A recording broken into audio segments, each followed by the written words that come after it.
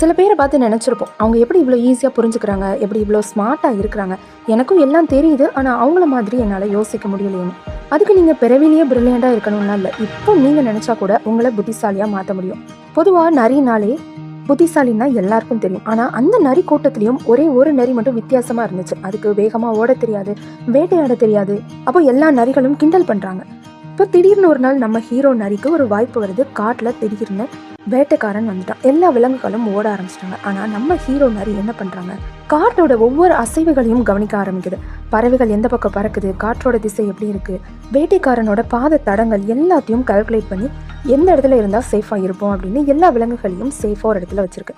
இப்போ இதெல்லாம் கவனிச்ச ஒரு யானை சொல்லுது, செம சூப்பரான பாயிண்ட், எப்போவுமே இது நீங்களும் ஞாபகம் வச்சுக்கோங்க. வேகமாக ஓடினாலோ வேட்டையாடினாலோ தான் புத்திசாலி இல்லை, எல்லாரும் கவனிக்காத ஒரு விஷயத்த கவனிக்கிறவன் தான் உண்மையான புத்திசாலி. செம பாயிண்ட் இல்லையா?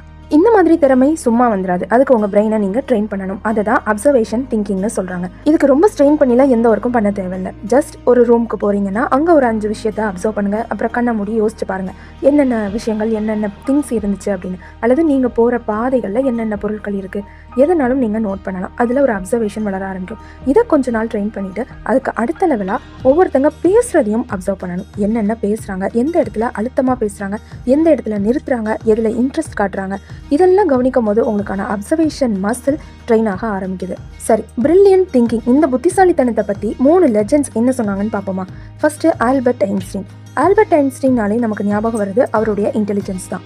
அவர் என்ன சொல்லியிருக்காருன்னா, பிரில்லியன்ட் திங்கிங்க்கு பேசிக்காக ஒரு விஷயத்த நீங்கள் தெரிஞ்சுக்கணும். என்னென்னா, ஒரு பிரச்சனையோ அல்லது ஒரு விஷயத்தை நீங்கள் கவனிக்கிறீங்கன்னா டைரெக்டாக அதற்கான தீர்வை தேடாமல் உங்களுக்கு நீங்களே இந்த 3 கேள்வியை ஃபஸ்ட்டு கேளுங்க. முதலாவது, இந்த விஷயத்தில் ஏதாவது ஒன்று நான் தப்பாக புரிஞ்சிருக்கிறேனா அப்படின்னு. ரெண்டாவது, இந்த பிரச்சனையை கம்ப்ளீட்டாக ஆப்போசிட் ஆங்கிள்லேருந்து பார்த்தா எப்படி இருக்கும். மூணாவது, இந்த பிரச்சனையை ஒரு சின்ன குழந்தைக்கு எப்படி எக்ஸ்பிளைன் பண்ணுவீங்களோ அந்த அளவுக்கு உங்களுக்கு சொல்ல தெரியுதா, அதையும் பார்க்கணும். அடுத்ததா பெஞ்சமின் ஃப்ராங்க்லின். அவர் என்ன பண்ணுவார்னா, தன்னோட வாழ்க்கைக்கு திங்கிங் டைம் அப்படின்னு ஒன்று கிரியேட் பண்ணி வச்சிருக்காரு. இது ரொம்ப பெரிய கஷ்டம்லாம் இல்லை. தினமும் சிம்பிளாக நைட்டு தூங்க போகிறதுக்கு 5 நிமிஷத்துக்கு முன்னாடி எந்த ஒரு ஃபோனோ மியூசிக்கோ டிஸ்டர்பன்ஸோ இல்லாமல் இந்த ஒரு 3 கேள்வியை கேளுங்க. ஃபர்ஸ்ட், இன்னைக்கு நான் என்ன கற்றுக்கிட்டேன். ரெண்டாவது, இன்னைக்கு என்னோட சிந்தனைகளில் எதுவும் தவறு இருந்துச்சா, அதனால் எந்த வேலைகளும் தப்பாக நடந்ததா. மூணாவது, நாளைக்கு நான் என்னது புதுசாக டிஃப்ரெண்ட்டாக செய்ய போகிறேன் அப்படிங்கிறத 3த்துக்கும் பதில் எழுதுங்க. ஏன்னா அன்னைக்கு நாளை நீங்கள் அப்சர்வ் பண்ணால் மட்டும்தான் உங்களுடைய வாழ்க்கையை நீங்கள் மாற்ற முடியும். அடுத்ததா ரிச்சர்ட் ஃபைன்மேன். அவருடைய பேர்லேயே ஒரு புது லேர்னிங் டெக்னிக்கை கண்டுபிடிச்சிருக்காரு. என்னன்னா, இப்போ ஒரு விஷயத்த நீங்கள் கற்றுக்குறீங்கன்னா அந்த விஷயத்த ஒரு 10 வயசு சின்ன குழந்தைக்கு எளிமையாக புரிகிற அளவுக்கு, எந்த ஒரு காம்ப்ளிகேட்டட் வேர்ட்ஸும் இல்லாமல் ஈஸியாக புரிகிற அளவு உங்களுக்கு சொல்ல தெரிஞ்சிருக்கணும். அப்போ தான் அந்த அண்டர்ஸ்டாண்டிங் ஸ்கில்லுங்கிறது உங்களுக்கு வளர ஆரம்பிக்கும். பொதுவாக பிரில்லியண்ட்டாக உள்ள மக்கள்லாம் யூஸ் பண்ணுற ஒரு ட்ரிக் இருக்குது, அதுதான் செகண்ட் ஆன்சர். இப்போ சிம்பிளாக ஒரு ப்ராப்ளம்க்கு ஒரு ஆன்சர் மட்டும் சொல்ல மாட்டாங்க.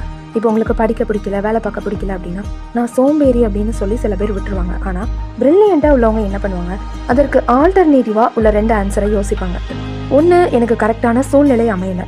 ரெண்டாவது, எனக்கு கொடுக்கப்பட்ட டாஸ்க் ரொம்ப பெருசு, அதனால் மூளை அவாய்ட் பண்ணுது.